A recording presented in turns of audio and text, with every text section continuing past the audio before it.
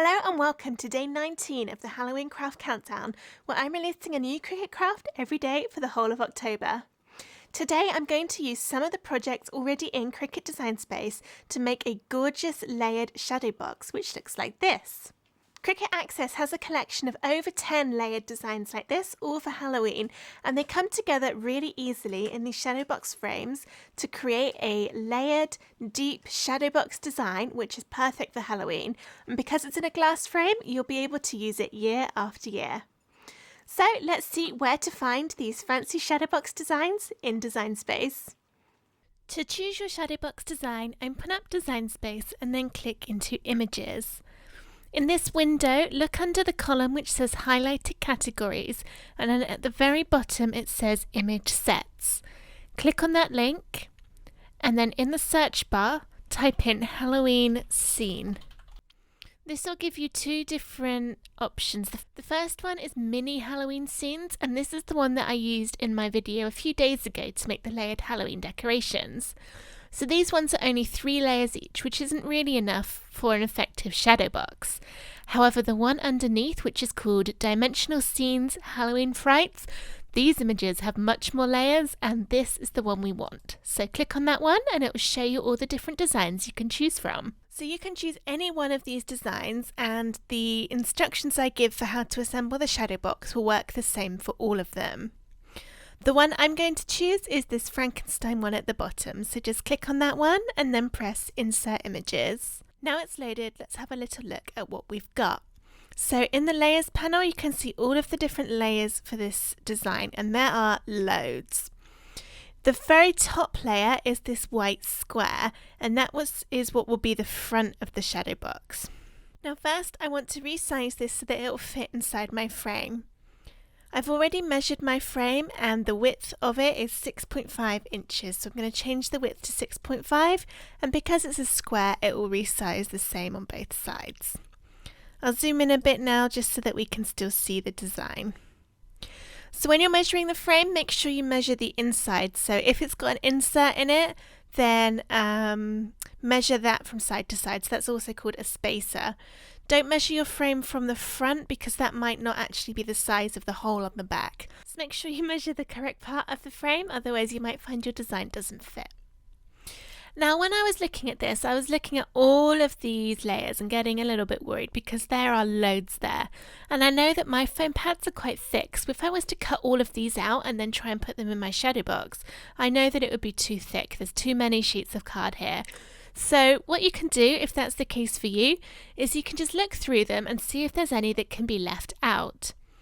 In order to discover that, go through each one and click the eye icon in the Layers panel, and then have a look to see which part of the design disappears. So this is creating those potion bottles at the front, and I want to keep this one because that's an integral part of the design. The next one is the outline of the Frankenstein and his bride, so again I need to keep that one. The next one is just the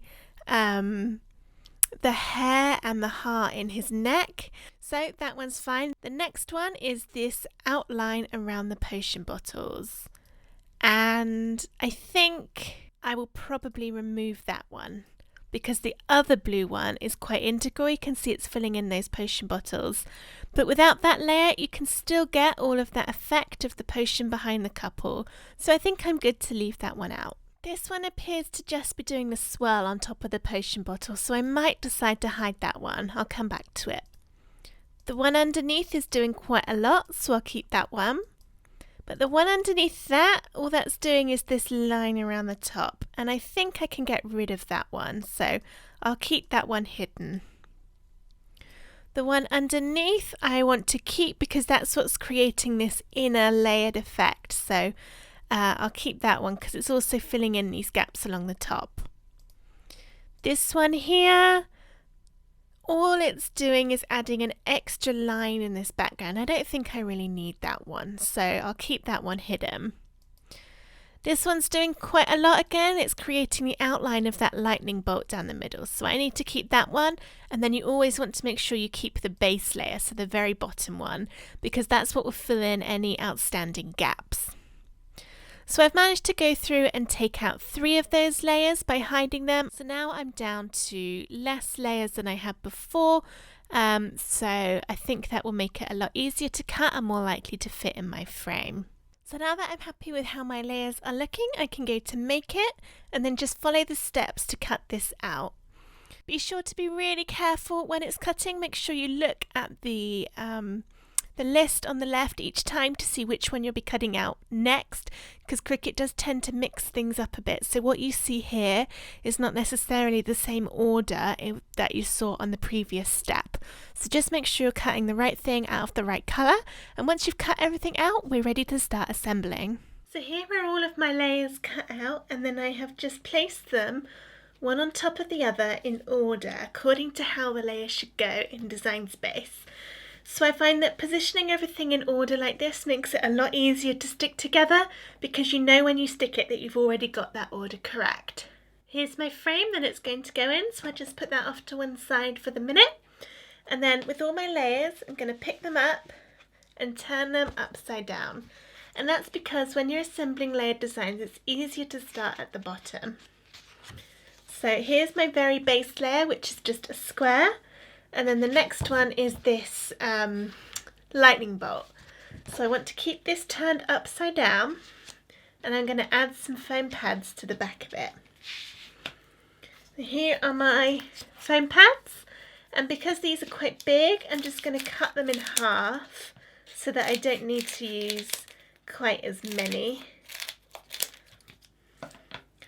And then I'm just going to go down and put some foam on the back of this piece. So when you're doing these shadow boxes, if you've got coloured card like I'm doing, then it's a lot easier than if you're trying to do one where you put lights in the back, because when you do it with lights, that means you're using quite often all layers of white, and it's normally quite a thin card to allow the lights to shine through, which makes it difficult to put your foam pads on without the lights showing them up. But because with this one I'm using coloured card, I'm not going to put lights in it because it wouldn't shine through all of these layers with all the colours. It makes it easier because I can put the foam pads inside the middle bit of the shape. And the reason that's a good thing to do is that it adds stability throughout the whole bit of card. So it's not going to sag in the middle. So I've got a good amount of foam pads on here. I'm covering all the edges, all the corners and bits in the middle.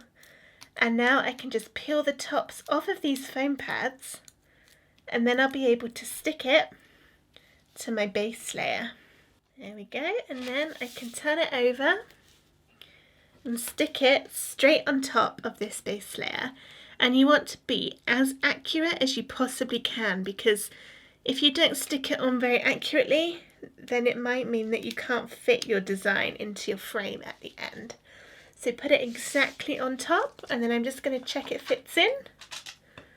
So go past all of the little metal bits, which it does, so I know that will fit. Alright, so now it's time to move on to the next layer.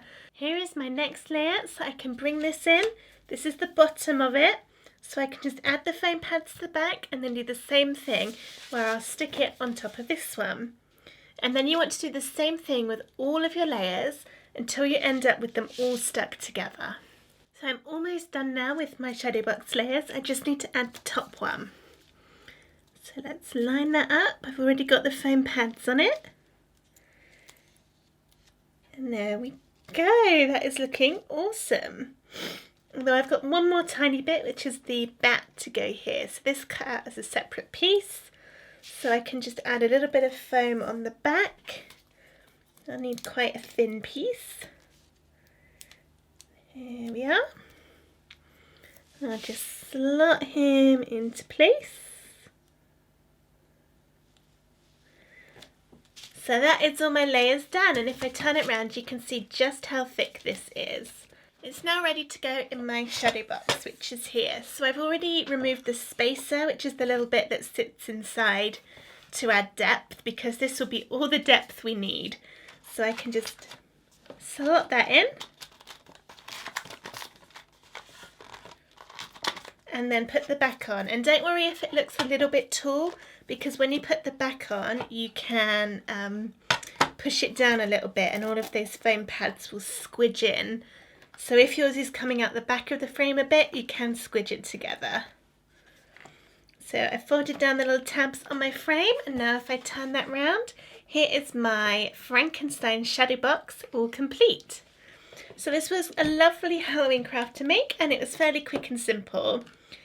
As I said, all these images can be found in Cricut Access, so follow the link in the description below to read a full step-by-step tutorial, or check out my other videos and subscribe to my channel for loads more Cricut crafts, Halloween crafts and general crafting things. Thank you for watching. Bye.